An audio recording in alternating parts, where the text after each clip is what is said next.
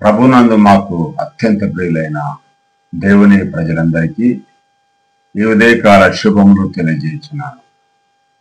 అందరు బాగున్నారా? మీరందరూ బాగున్నారని, మీరందరూ ఎల్లప్పుడూ ప్రభునందు సంతోషించే వారిగా ఉండాలని, మీరందరూ ఎల్లప్పుడూ దేవుని యందు ఆనందించే వారిగా ఉండాలని నా హృదయపూర్వకంగా, నా మనస్పూర్వకంగా ఆశిస్తున్నాను. నేను కోరుకుంటున్నాను.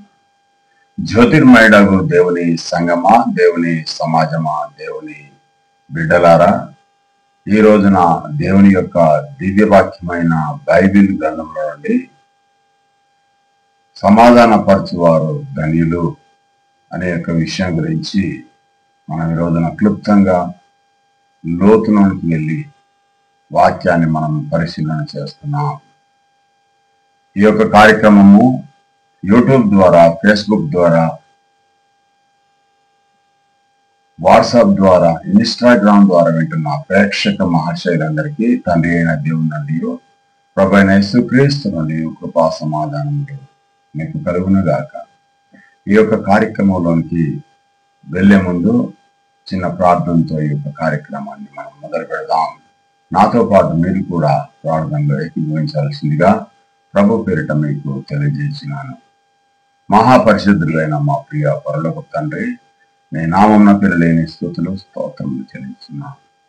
తండ్రి, నీ బిడ్డలకు తెలియజేయడానికి నా హృదయంలో వచ్చిన మాటలు వెల్లడి చేస్తుండగా, తండ్రి, నన్ను నీ యొక్క కుమారుడైన క్రీస్తు యొక్క శిలువచాటును మరుగుపరిచి చెప్పాలనుకున్న ప్రతి ఒక్క మాటను ఆయన నీ బిడ్డలకు చెప్పుచుండగా, నీ బిడ్డలకు తండ్రి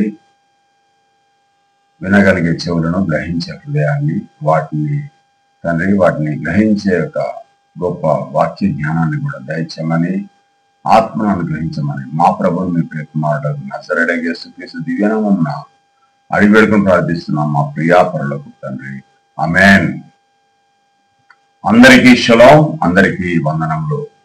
ప్రియా దేవుని బిడ్డలారా, ఈ రోజున మనం ఎంపిక చేసుకున్న వాక్య భాగము సమాధానపరచువారు ధన్యులు అనేక విషయం గురించి మనం ఈ రోజున నేర్చుకుంటాం. మత్తయి 5వ అధ్యాయము 9వ వచనము, ఆది కాండము 37 నుంచి 37వ అధ్యాయం 21వ వచనంలో ఉన్న మాటను కూడా మనం పరిశీలన చేద్దాం. ప్రియమైన దేవుని బిడ్డలారా, సమాధానపరచువారు ధన్యులు, వారు దేవుని కుమారులు అనబడదు అనే మాట మత్తయి రాసిన సువార్త 5వ అధ్యాయం 9వ వచనంలో ఉన్న మాటను కింద ఉన్న వచనాలతో సరి ఉన్నాయా, సరిలేవా పరిశీలించవలసిందిగా ప్రభు పేరిట మీకు తెలియజేస్తున్నాను. ఆది కాండము 37వ అధ్యాయము 21వ వచనంలోని మాటను మనము నేర్చుకుందాం. రూబేను ఆ మాట విని మనం వారిని చంపరాదని వారి చేతులతో పడకుండా వారిని విడిపించను. ప్రియమైన దేవుని బిడ్డలారా, దేవుని పిల్లలారా, రూబేను ఆ మాట విని మనం వారిని చంపరాదని వారి చేతులలో పడకుండా యోసేపును విడిపించాడు. ఇక్కడ మనం అర్థమయ్యే విషయం ఏంటంటే, రూబేను అనే ఒక వ్యక్తి 12 మంది కుమారులు, యాకోబుకు 12 మంది కుమారులలో రూబేను అనే ఒక వ్యక్తి పెద్దవాడు. షిమ్యోను, లేవి, యూదా, ఇష్మాకారు, జబులూను, తాను, నఫ్తాలి, గాదు, ఆషేరు, బెన్యామీను, యోసేపు అనే ఒక మొత్తం 12 మంది కుమారులు. యాకోబుకు 12 మంది కుమారులు, యాకోబుకు 9 భార్యలు ఉన్నారు. ప్రియమైన దేవుని పిల్లలారా, రూబేను ఒక పెద్ద వ్యక్తి కాబట్టి ఆ యొక్క యోసేపు కొన్ని కలలు కన్నాడు. దేవుని నుంచి వచ్చిన దర్శనాలు యోసేపుకు వచ్చాయి. యోసేపు సాత్వికుడు. యాకోబు దగ్గరనే, ఇంటి దగ్గరనే ఉండి యాకోబుతోనే ముచ్చటించేవాడు. ఏ పొలంలోనికి వెళ్ళి ఏ గొర్రెలు మేపేవాడు కాదు, పొలం పని చేసేవాడు కాదు. తండ్రి వద్దనే ఉండి తండ్రి యొక్క బాగోగులు చూసుకునే వ్యక్తి. మరి ఒక విషయం ఏంటంటే, దేవుని యందు భయభక్తులు కలిగి తండ్రికి విధేయుడిగా ఉండి ఎంతో జాగ్రత్తగా భయభక్తులతోనే పెరుగుతున్న ఆ యొక్క యోసేపు గారికి దేవుడు దర్శనం కలిగజేశాడు. ప్రియమైన దేవుని పిల్లారా, కొన్ని దర్శనాలు కనబడవు. కొన్ని దర్శనాలలో 2 దర్శనాలు మాత్రమే ఏమన్నాయంటే, రాబోయే రోజులలో మీరు నాకు సాష్టాంగ నమస్కారం చేస్తారు. మీరు మాత్రమే కాదు, తల్లి తండ్రి అంటే యాకోబు యొక్క భార్య రాహేలు, మిగతా వారందరూ కూడా నాకే సాష్టాంగ నమస్కారం చేస్తారు. నేను గొప్పవాడిని అవుతాను, మీరందరూ నాకు దాసులు అవుతారని కలలు కన్నాడు ఆయన. ఆ కళలోను యాకోబు గారికి తన యొక్క తల్లి అయిన రాహేలు గారికి తన యొక్క సహోదరులైన మిగతా వారందరికీ కూడా తెలియజేస్తే వారందరూ కూడా మనసులో యోసేపును చంపుదామని ఎన్నో పథకాలు చేశారు. ప్రియమైన దేవుని పిల్లరా, సొంత తమ్మున్నే చంపుదామనే ఒక ఈర్ష్య, పగ, కుట్ర పెట్టుకొని ఎంతో లోపల హృదయంలో వారు అనేకమైన దృష్టి యొక్క ఆలోచనలు చేస్తున్నారు. ప్రియమైన దేవుని పిల్లరా, అలాంటి సమయంలో యాకోబు గారు తన యొక్క అన్నలైన ఆ యొక్క 10 మంది, ఒక బెన్యామిన్ అనే ఒక వ్యక్తి చిన్నవాడు ఇంట్లోనే ఉంటాడు. ఆ 10 మంది సహోదరులు గొర్రెలను మేపడానికి చాలా దూర ప్రాంతాలకు వెళ్ళారు. ఆ ప్రాంతంలోనికి వారికి రొట్టెలు ఇవ్వడానికి, ఆహారాన్ని ఇవ్వడానికి తన యొక్క ఇంటి దగ్గర నుంచి యాకోబు గారు తన యొక్క 11వ కొడుకైన యోసేపు గారిని పంపిస్తే మాట కాదనకుండా వెళ్ళాడు. ప్రియమైన దేవుని పిల్లరా, వారు ఏదో ఒక హత్యనో లేకుంటే ఇబ్బందుల పాలు చేస్తారని ఆల్రెడీ యోసేపుకు తెలుసు. వాళ్ళు పగపడుతున్నారని యోసేపుకు తెలుసు. వారి కుట్ర పంపుతున్నారని యోసేపుకు తెలుసు. వారి యొక్క భావాలన్నీ కూడా యోసేపుకు తెలుసు. ప్రియమైన దేవుని పిల్లలారా, తండ్రి చెప్పిన మాటకు విధేయుడై అన్నలకు ఆ యొక్క భోజనాలు అంటే రొట్టెలు తీసుకొని బహుదూర ప్రయాణం చేసి వారున్న చోటికి వెళ్తే వారందరూ పట్టుకొని ఒక గుంటలో వేశారు. ప్రియమైన దేవుని పిల్లరా, 10 మంది కలిసి ఒక గుంటలో వేశారు. గుంటలో వేసి చంపేసి ఆయన వస్త్రాలు ఒక గొర్రెకు సంబంధించిన ఆ యొక్క రక్తంలో ఉంచి, లేకపోతే ఒక సింహం తిన్నదని తన బట్టలు తీసుకొని వెళ్ళి ఆ యొక్క తల్లిదండ్రులకు చూపెడదామని ఒక లోపల ఒక మాటలను వారందరూ కూడా కలిసి ఉమ్మడిగా మాట్లాడుకున్నారు. ప్రియమైన దేవుని పిల్లారా, అటువంటి టైంలో పెద్ద కుమారుడైన రూబేను గారు చంపొద్దు తమ్ముణ్ణి, చంపి మన సహోదరుడు కదా, చంపి తండ్రి నుంచి ఎందుకు వేరు చేయాలి, మన సహోదరుడు కదా అని తప్పించడానికి చాలా ప్రయత్నం చేశాడు. ప్రియమైన దేవుని పిల్లారా, ఆ సమయంలో ఆ యొక్క యూదా అనే ఒక వ్యక్తి వచ్చి, అవును అన్నయ్య చంపొద్దని అన్నాడు, సరే చంపకుండా మనం ఒక ప్రయత్నం చేద్దాం, ఈ దారి వెంబడి వ్యాపారస్తులు వెళ్తున్నారు కదా, వారందరూ ఇస్మాయిలీలు అంటే ఈనాడున్న ముస్లిమ్స్ సహోదరులు, వాళ్ళు వ్యాపారాలు చేసుకునేవారు. ఆ దారి నుంచి ఐగుప్తు దేశానికి వ్యాపారం గురించి వెళ్తున్నారు గుర్రాల మీద. ఆ దారి నుంచి వెళ్తున్న ఆ యొక్క ఇస్మాయిలీలను ఆపి వారికి యోసేపును 20 వెండి నాణాలకు అమ్మేశారు. అమ్మేసి ఆ యొక్క యోసేపు యొక్క బట్టలను తీసేసి ఆ బట్టలను ఒక గొర్రె రక్తంలో ముంచి తండ్రితోని తమ్ముణ్ణి ఒక సింహం చీల్చి చంపేసింది నానా అని చెప్పారు. ప్రియమైన దేవుని పిల్లరా, కానీ ఇక్కడ రూబేను ఆ యొక్క తన సహోదరుడైన యోసేపును విడిపించాడు. యూదా అనే ఒక వ్యక్తి 20 వెండి నాణాలకు అమ్మదమని ఒక ఐడియా మనిషి యొక్క జీవితాన్ని మార్చేస్తుంది. ప్రియమైన దేవుని పిల్లారా, ఇది లోకంలో ఉన్న మాట అని అనుకుంటున్నాను, కానీ ఈ యొక్క ఐడియా ఒక జీవితాన్ని మార్చేస్తుంది అనేది క్రీస్తు పూర్వమే 1800 సంవత్సరాల క్రితము ఒక యూదా మాట్లాడిన మాట యేసేపు యొక్క జీవితాన్ని మార్చేసింది. ప్రియమైన దేవుని పిల్లారా, యేసేపుపై పగబట్టారు వారు. అతడు కలలు కన్నాడని కోపంతో వారిని దాసులు అవుతారా అని, నేను మీకు దాసులు అవుతాను అని వారు కోపపడి చంపడానికి అనేకమైన ఆలోచనలు చేసి 20 వెండి నాణాలకు అమ్మితే పొతిఫెరా అనే ఒక వ్యక్తి దగ్గరికి తీసుకొని వెళ్ళి ఇస్మాయిలీలు పొతిఫెరాకు అమ్మేశారు. పొతిఫెరా ఒక సైన్యాధ్యక్షుడు.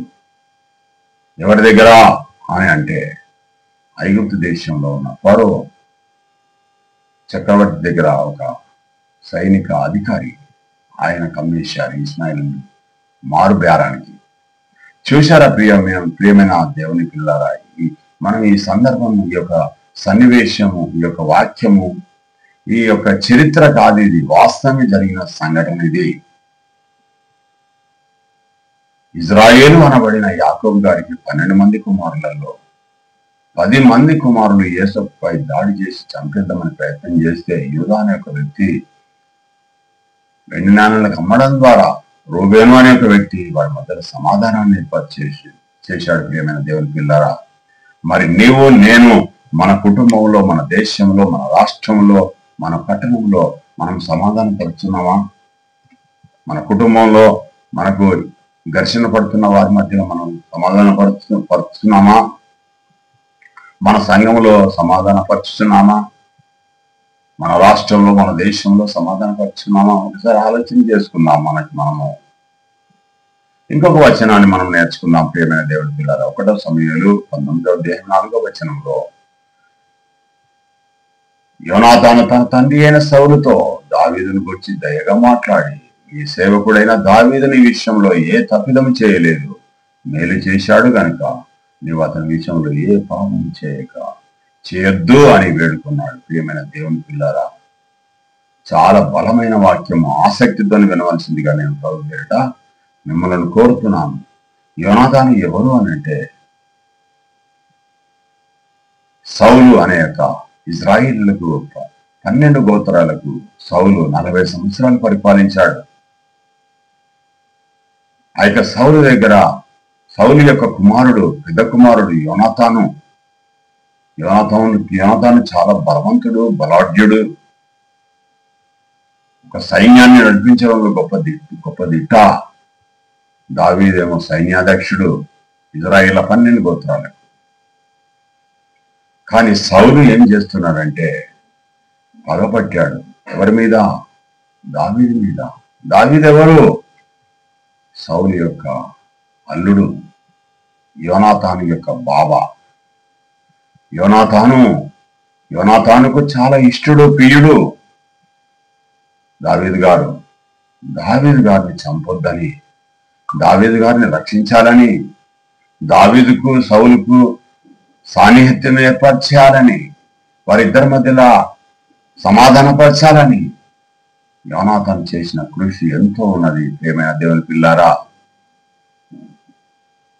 ఎంత గొప్ప కృషి అంటే యోనాతాను యేసు క్రీస్తు ప్రభు తండ్రి అయిన దేవునికి మనకు మధ్య చేస్తున్న మధ్యవర్తిత్వం ఏ విధంగా అయితే ఉందో, యోనాతాను ఏం చేస్తున్నాడంటే సౌలుకు దావీదుకు మధ్యలో ఉన్న ఆ మధ్య గ్యాప్ను పూడ్చాలని, వారికి సమాధాన పరచాలని ప్రయత్నం చేస్తున్నాడు. ప్రియమైన దేవుని పిల్లారా, ఆ విషయం గురించే 19వ అధ్యాయం 4వ వచనంలో మాట్లాడుతున్నాడు.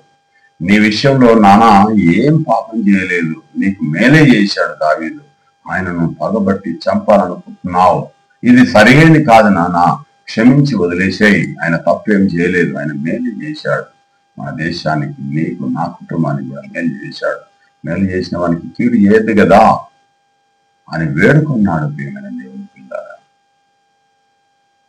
ఈ రోజున మనకు అనేకమైన పోలీస్ స్టేషన్లు, అనేకమైన సెంట్రల్ జైలు, వాటితో పాటు అనేకమైన గాయాలై బాధలు పడి కొట్టుకొని, తిట్టుకొని, చంపుకొని, అవమానపరుచుకొని, ఒకరి మీద ఒకరు దాడులు చేసుకొని పోలీస్ స్టేషన్లో వైపు వెళ్ళి గాయపడిన వారిని హాస్పిటల్కి వెళ్ళి ఎన్ని విధాలుగా జరుగుతున్నాయి. ప్రియమైన దేవుని పిల్లల, సమాధానం లేదు. సమాధానం లేకనే ఇగో ఇలాంటి భయంకరమైన పరిస్థితులలో దేశాలు, రాష్ట్రాలు తయారయ్యాయి. ప్రపంచంలో ఒక దేశానికి పడకుండా, ఒక రాష్ట్రానికి ఒక రాష్ట్రం పడకుండా ఒక కుటుంబానికి ఇంకొక కుటుంబానికి పడకుండా, అన్నదమ్ములలో ఒకరికొకరికి పడకుండా, తండ్రికి కొడుకు, కొడుకు తండ్రి, తల్లికి బిడ్డకు, బిడ్డకు తల్లికి, కోడలకు అత్తకు, అత్తకు కోడలు కూడా అనేకమైన ఘర్షణ జరిగి పోలీస్ స్టేషన్ జరిగేది, గాయాల పై హాస్పిటల్ పాలవుతున్నారు. ప్రియమైన దేవుని పిల్లారా, పాపాన్ని కొని తెచ్చుకొని దేవుని నుంచి దూరమై భ్రష్టులు అయిపోతున్నారు. ప్రియమైన దేవుని పిల్లారా,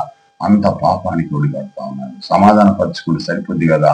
సమాధాన పరచు వారు తల్లిలు, వారు దేవుని కుమారులు అనబడదురు. ప్రియ దేవుని పిల్లారా, దావీదును చంపడానికి సౌలు ఎంతో ప్రయత్నం చేస్తున్నారు. ఆ సమయంలో దావీదును రక్షించడానికి ఎన్నో ప్రయత్నాలు చేస్తున్నాడు ఆ యొక్క యోనాతాను గారు.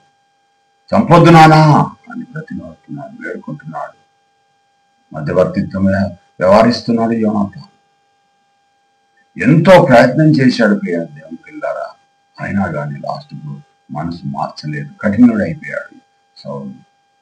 ఎందుకు మరి ఇంత మధ్యవర్తిత్వాన్ని ఏర్పాటు చేసి దావీదును ఎందుకు బతికించుకోవాలని ఆశ ఉన్నది.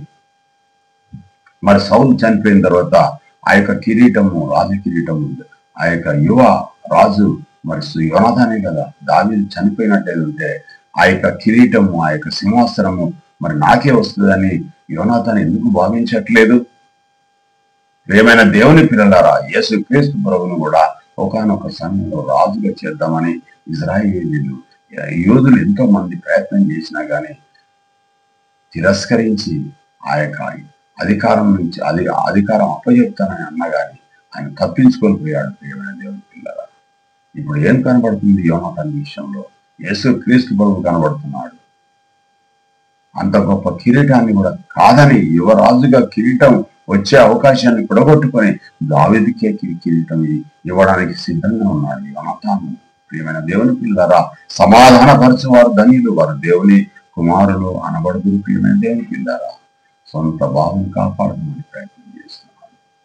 తండ్రి నుంచి కఠినుడైన తండ్రి, మూర్ఖుడైన తండ్రి, సహాయం చేస్తే సహాయాన్ని తిరిగి మేలు చేసే వ్యక్తి కాదు సౌలు. మేలు చేసిన వానికి కీడు చేసే వ్యక్తి సౌలు. అలాంటి సౌలు చేతుల నుంచి దావీదును రక్షించి ఇద్దరికి సమాధానపరిచి, తండ్రికి కొడుకుగా, కొడుకు తండ్రిగా,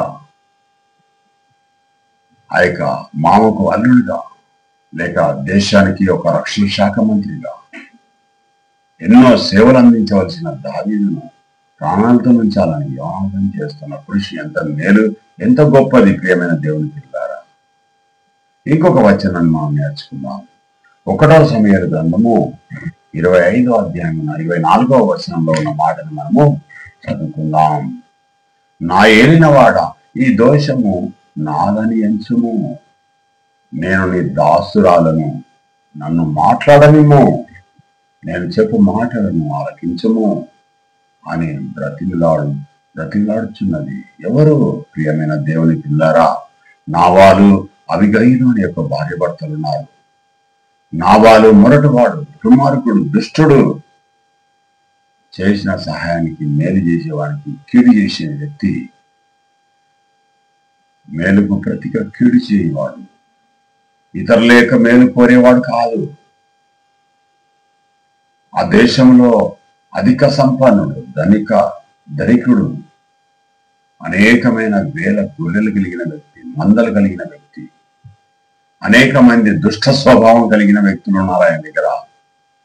త్రాగుబోతు, తిండిపోతూ, నిద్రపోతూ, దరిద్రుడు ఈనాడు ఉన్నారా మీ దాంట్లో? ఇంకెవరైనా? ఇప్పుడే నాబాలు లాంటి జీవితం జీవించద్దు.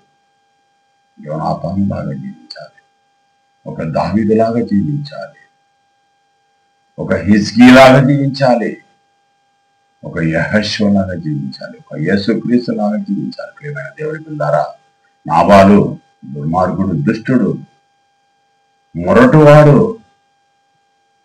జ్ఞానం లేదు, వివేచన లేదు. తన గొర్రెల మందను కావలి కాస్తున్న ఆ యొక్క అరణ్యంలో దావీదు అనేక సార్లు ఎంతో మంది దొంగలు, గుడాచారులు, ఆ యొక్క అడవి దొంగలు, అరణ్యము దొంగలు, ఆ యొక్క ఎడారిలో ఉన్న దొంగలు వచ్చి ఆ యొక్క నాబాలు యొక్క మందల మీద పడి వాటిని ఎత్తుకపోకుండా అనేక మార్లు ఆ యొక్క నాబాలు యొక్క గొర్రెలను నాబాలు యొక్క గొర్రెల కాపరులను కాపాడిన వ్యక్తి దావీదు గారు. ప్రియమైన దేవుని పిల్లారా, ఒకానొక సమయంలో సౌలు ఇతన్ని దావీదును వెంటాడుతూ ఉన్నాడు చంపుదామని. ఆర్థిక వనరులు లేవు. అతని యొక్క గురువు ఆ యొక్క సమూయేలు గారి చేత అభిషేకించబడ్డాడు ఆ యొక్క దావీదు గారు. సమూయేలు చనిపోయాడు. పెద్ద దిక్కేం లేదు. సౌలేమో తరుగుతున్నాడు. ఆర్థిక ఇబ్బందులున్నాయి. ప్రాణాలు అరిచేతలు పెంచుకొని తప్పించుకొని తిరుగుతున్నాడు. తిన్నమంటే తిండి లేదు, కట్టుకున్నామంటే బట్ట లేదు. ఏమైనా దేవుని పిల్లలారా, ఒకే ఒక ఆయనకు ఒక మార్గం దొరికింది. ఏ మార్గం అంటే, నాబాల్ దగ్గర చాలా గొర్రెలు ఉన్నాయి, నాబాల్ దగ్గర డబ్బు బాగా ఉంది, నాబాల్ దగ్గర భోజనాలు ఉన్నాయి, ఆహార పదార్థాలు ఉన్నాయి. నాబాల్కు నేను సహాయం చేశాను కదా, నాబాల్ దగ్గరికి నా దూతను పంపించి ఏమైనా దొరికితే నేను కొంతకాలం ఆహారం తిని బ్రతుకుతాం అని దావీదు ఎంతో ఆశపడి నాబాల్ దగ్గరికి పంపిస్తే, నాబాలు అనే ఒక వ్యక్తి బాగా త్రాగి మత్తుడై, ఎవడు దావీదు, వాడెవడు నా దగ్గర అడగడానికి, వాడు దారిన పోయేవాడు, వాడి స్థాయి ఎక్కడ, నా స్థాయి ఎక్కడ, నా దగ్గరికి పంపించడానికి వాడు నా దగ్గర దాచిపెట్టాడా అని అనేకమైన దుష్ట స్వభావం కలిగిన వ్యక్తి కనుక అనేకమైన చెడ్డ మాటలు మాట్లాడి దూషించి వచ్చిన దూతలను కొట్టి పంపించాడు. మేలుకు ప్రతిగా కీడు చేస్తా ఉన్నాడు నాబాలు. దుర్మార్గుడు, ఏం చదువుకోలేదు, అజ్ఞాని, తెలివి లేదు, బుద్ధి లేదు. మేలు చేసేవానికి కీడే చేస్తాడు కానీ మేలు చేయడు. దేవునికిన్నారా, అతనికి ఒక రూపసి అయిన, అందమైన, తెలివి కలదైన, విజ్ఞాని అయిన, జ్ఞాని అయిన, వివేకవంతురాలైన సుందర స్త్రీ అబిగయీలు. ప్రియమైన దేవుని పిల్లలారా, భర్త అంత దుర్మార్గుడైన భార్య మాత్రం సాత్విక కలిగిన వ్యక్తి, మర్యాద కలిగిన వ్యక్తి, మేలుకు మేలే చేస్తుంది, కీడు అస్సలు చేయదు. నిద్రలో కూడా ఆమె మేలు చేయదు. ప్రియమైన నిద్రలో కూడా కీడు చేయదు. ఆమె మంచి స్వభావ లక్షణాలు ఏంటి, ఒక మంచి రూపసి, మంచి అందగత్తె, మంచి సాత్వికం కలిగిన స్త్రీ, చెడును విసర్జించే వ్యక్తి, మంచిని ఎంత చెడ్డ వ్యక్తినైనా కూడా దగ్గరికి తీసి మంచితనంగా మార్చే వ్యక్తి, ఒక తల్లి లాంటి గుణం, ఒక అక్క లాంటి గుణం, ఒక చెల్ల లాంటి గుణం, ఒక మంచి వనిత, మంచి ఇల్లాలు, జ్ఞానవంతురాలు, తన ఇంటి కట్టును 3 రాళ్ళు తన చేతులతో తన ఇంటిని తిరిగి వేయడానికి సామెతల గ్రంథంలో ఉన్న మాట ఆమెకు సరిగ్గా సరిపోతుంది. జ్ఞానవంతురాలు ఆమె. తన భర్త తాగి మత్తుడై ఉండి అనేక వందల మందితో పార్టీ చేసుకొని కొన్ని లక్షల రూపాయలు ఖర్చు పెట్టుకున్నాడు కానీ దావీదుకు ఆహారానికి పంపించలేదు. దావీదు మహాకోపం కలిగిన వాడై తన సైన్యంతోని, కత్తులతోని, భల్లాలతోని, యుద్ధ ఆయుధాలతోని గుర్రాల మీద నుంచి వచ్చి ఎట్లయినా నాభాన్ని అలా చంపేసి వారిని ఆస్తి తీసుకొని వారిని సర్వనాశనం చేద్దామని బయలుదేరాడు. ప్రియమైన దేవుని పిల్లారా, ఎప్పుడైతే ఈ యొక్క విషయము ఈ నాబాలు ఇట్లా అన్న సంగతి, ఆ యొక్క దావీదు బయలుదేరుతున్న సంగతి, నాబాలు చంపాలని ప్రయత్నం జరుగుతున్న సంగతి అంతా కూడా ఆమె కొద్దిసేపట్లోనే ఆలోచన చేసి ఆ యొక్క అబిగయీలు ఏం చేసిందంటే, వాడు మత్తుడై లేవలేని పరిస్థితిలో ఉన్నప్పుడు వచ్చి చంపేస్తాడేమో నా భర్తను కాపాడుకోవాలి, నా మందలను కాపాడుకోవాలని గొప్ప వివేకం కలిగిన స్త్రీ కాబట్టి, జ్ఞానవంతురాలు కాబట్టి ఆమె ఏం చేసిందంటే మంచి రొట్టెలను తయారు చేసింది, మాంసాన్ని తయారు చేసింది, అప్పడాలను తయారు చేసింది, అనేకమైన పదార్థాలను, ద్రాక్ష గెలను తెప్పించింది, ప్రపంచంలో దొరికే పండ్లన్నిటిని తెప్పించింది. అవన్నీ పట్టుకొని దావీదు వస్తున్న దారిని కనుగొని దూరం నుంచి వస్తున్న దావీదును చూసి సాష్టంగా నమస్కారం చేసింది. ప్రియమైన దేవుని పిల్లారా, అబిగయీలు ఎంత గొప్ప వ్యక్తి. అబిగయీలు కోటీశ్వరాలమ్మ, కానీ వాడు నాబాలు చేసిన పనికి ప్రాయశ్చిత్త పడతా ఉంది.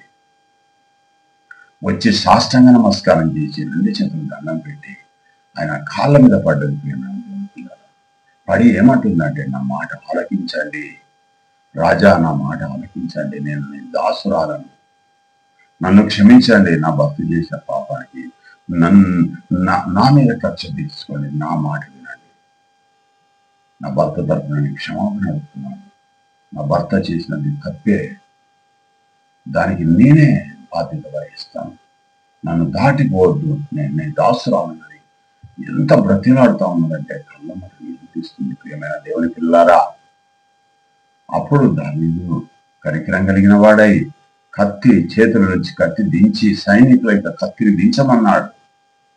దిగొచ్చి ఆమె యొక్క మాట విని ఆమె పెట్టిన ఆ యొక్క భోజనాలను, రొట్టెలను, ద్రాక్షికలను తీసుకొని వెనుదిరిగిపోయాడు. ప్రియమైన దేవుని పిల్లారా, భార్య అంటే అట్లుండాలి. భార్య భర్త యొక్క యోగక్షేమం చూడాలి, భర్తను కాపాడుకోవాలి. ఈ విషయం అంతా జరిగిన తర్వాత కొన్ని రోజులకి నాబాలు అనే ఒక వ్యక్తిని దేవుడు మొత్తాడు, దేవుడు చంపేశాడు వాడిని, దుర్మార్గుడిని. కానీ అబిగయీలు మాత్రం బ్రతికున్నది. అబిగయీలు దావీదుకు భార్యగా రాబోయే కాలంలో జరిగింది. ప్రియమైన దేవుని పిల్లల భార్యగా స్వీకరించబడింది. అబిగయీలు భర్త అనేవాడు చంపబడ్డాడు, దేవుని చేత మొత్తబడ్డాడు. దేవుని యొక్క శాపం వచ్చిందని నాబాలు మీద. ఎవడైతే మేలు చేస్తారో వాడికి కీడు చేయొద్దు. ఈనాడు అన్నదమ్ముడు కూడా అట్లా తయారయ్యాడు. అక్క చెల్లెలు ఆ విధంగా తయారయ్యాడు. సొంత తమ్ముడిని చంపేశాడు కయ్యను, దుర్మార్గుడు, దుష్టుడు. అలాంటి సందర్భాలు ఎన్నో జరుగుతున్నాయి. ప్రియమైన దేవుని పిల్లలారా, మనం దేవుని పిల్లలు కనుక, మనం నిజ క్రైస్తవులు కనుక, క్రీస్తుని వెంబడించి నడిచిన వారమై సమాధానపరచుకోవడం మంచిది. డబ్బులు ఖర్చు పెట్టుకొని పంచాయతీలను పెట్టి పెద్ద మనుషులను పిలిపించి అనేకమైన ఆస్తులన్నింటినీ కూడా కరిగిపోతున్నాయి. పెద్దల మనసులో పెరిగిత వారు కూడా తినడానికి మరలారు. పెద్ద మనుషులు అనేవాళ్ళు పోలీసుల దగ్గరికి వెళ్తే పోలీసులు కూడా అదేవిధంగా ఆ యొక్క ఐస్ గడ్డను కరిగిచ్చేస్తున్నారు. పోలీసులు కూడా పోలీస్ స్టేషన్లలో కూడా, హాస్పిటల్కి వెళ్తే హాస్పిటల్లో కూడా అనేక విధాలుగా డబ్బును, జేబులో ఉన్న డబ్బును ఖాళీ చేయిస్తున్నారు, ఆస్తులు అమ్ముకుంటున్నారు, దివాలా తీసి రోడ్డు మీదకి ఎక్కుతున్నారు. ప్రియమైన దేవుని పిల్లల కక్షల చేత, ఈర్ష్య చేత, పగ చేత ఒకరినొకరు కొట్టుకొని చంపుకొని ఆస్తులను నష్టం చేసుకొని ప్రాణాలను పోగొట్టుకొని రోడ్డు మీద దేశ దిమ్మర్లతో తయారవుతున్నారు. సమాధానం పరుచుకుంటే మంచిది కదా. ప్రియమైన దేవుని పిల్లారా, చేసిన సహాయాన్ని నాబాలు గుర్తించలేదు. ఆర్థిక పరిస్థితుల్లో దావీదు చాలా ఇబ్బంది పడుతున్న కాలం, ఎక్కడ దిక్కు లేదు. సమూయేలు చనిపోయాడు, పెద్ద దిక్కు లేదు. సౌలు తరుగుతున్నాడు, ఆహారత కొరత ఏర్పడ్డది. సైన్యాధ్యక్షుడిగా ఉన్న వ్యక్తికి ఈనాడు తిండి లేదు. అలాంటి పరిస్థితుల్లో నాబాలు దగ్గరికి పంపిస్తే నాబాలు ఏమి ఇవ్వలేదు, ఉట్టి చేతిలో పంపించాడు. పైగా అవమానం, తిట్లు, నింద, అపనింద, వ్యతిరేకత ఏర్పడేసరికి చెప్పడానికి వెళ్తున్న దావీదు గారికి ఎదురుపడ్డది అబిగయీలు. ఎదురుపడి పాప క్షమాపణ అడిగింది. దావీదు క్షమించాడు. నాబాలును చంపకుండా వదిలిపెట్టడం ద్వారా దావీదు ఆ యొక్క హత్య ప్రయత్నం చేయకుండా కాపాడింది అబిగయీలు. అబిగయీలు ఎంత గొప్ప స్త్రీ. ఒకవేళ దావీదు నాబాలును చంపినట్టయితే దేవుని యొక్క కోపం దావీదు మీదకి వచ్చేది ఉండే. దావీదు హంతకుడిగా మారిపోయేవాడు. దావీదును హంతకునిగా చేయలేదు అబిగయీలు. తన భర్తను కాపాడుకుంది. దేవుని యొక్క శిక్షకు ఆమె తలొగ్గింది. ఎంత గొప్ప స్త్రీ, జ్ఞానం కలిగిన స్త్రీ, వివేకం కలిగిన స్త్రీ, సుందరి స్త్రీ. నిజమైన అందం అంటే ఎవరిది అనంటే ఆత్మజ్ఞానం కలిగిన వ్యక్తి అబిగయీలు. అలాంటి స్త్రీలు ఈనాడు ఉన్నారా? సంఘంలో ఉండాలి. అలాంటి వ్యక్తులు ఉండడం ద్వారా సమాజం బాగుపడుతుంది, కుటుంబం బాగుపడుతుంది, దేశం బాగుపడుతుంది. ప్రియమైన దేవుని పిల్లలారా, ఈ మాటలన్నీ కూడా నేను నా మాటలు కావు, బైబిల్ గ్రంథంలో పరిశుద్ధాత్ముడు రాయించిన మాటలు. ఈ మాటలు నీకు నాకు ఉపయోగకరంగా ఉంటాయని నేను ఆశిస్తున్నాను. ఈ మాటలు విన్న మీరందరూ దాన్ని మాట ప్రకారం జీవించి దేవుని యొక్క కృపను పొందవలసిందిగా మనం ప్రభు పేరిట మిమ్మల్ని కోరుతున్నాం. ఈ వాక్యం దేవుడు దీవించుగాక. మీ వినికిడిలో చిన్న ప్రార్థన చేసుకుని ఈ కార్యక్రమాన్ని మనము ముగిద్దాం. సాధ్యమైతే నా మీద ప్రేమ ఉన్న ఎడల మీ యొక్క ఛానల్ సబ్స్క్రైబ్ చేయవలసిందిగా కోరుతున్నాను. మహాపరిశుద్ధుడైన మా ప్రియాపరులకు తండ్రి, మీ నామమున కిరలేని స్తుతులు స్తోత్రం చెల్లించున్నాను. వినిపించాలని ఏదైతే మీరు ముందుగా నిర్ణయించారో నాయన, ఆ మాటలను నీ పిల్లలకు వినిపించాను. ఆ మాటల ప్రకారంగా తను విడిచిపెట్టకుండా వాటి మాటల ప్రకారంగా జీవించే గొప్ప దయచేయండి. ఒకరినొకరు సమాధాన పరుచుకునే గొప్ప వివేకాన్ని బిడ్డలకు దయచేయమని, జ్ఞానాన్ని వివేకాన్ని తెలివిని బుద్ధిని దయచేయమని తండ్రి. వారు బ్రతికినంత కాలం తండ్రి పైన వాటినే వెతికి ఈ లోకంలో జీవించే జీవితం శాశ్వతమైన కాదని, శాశ్వతమైన జీవం నీ యొక్క కుమారుని అందున్నదని నమ్మి నీ అందు విశ్వాసం నుంచి బ్రతకాలంలో తండ్రి ఈ లోకంలో జీవించే జీవితం తండ్రి పరలోకానికి అర్హత సంపాదించడానికి అని గమనించి బ్రతుకున్నట్లుగా సహాయం చేయమని మా ప్రభువును మీ ప్రియ కుమారుడు నజరేయుడైన యేసుక్రీస్తు దివ్యనామమున అడిగి వేడుకు ప్రార్థిస్తున్నాం మా తండ్రి.